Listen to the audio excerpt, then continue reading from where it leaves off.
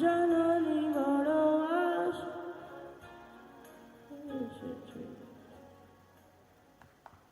বড় আশা করে এসেছি গো, কাছে ডেকে দাও।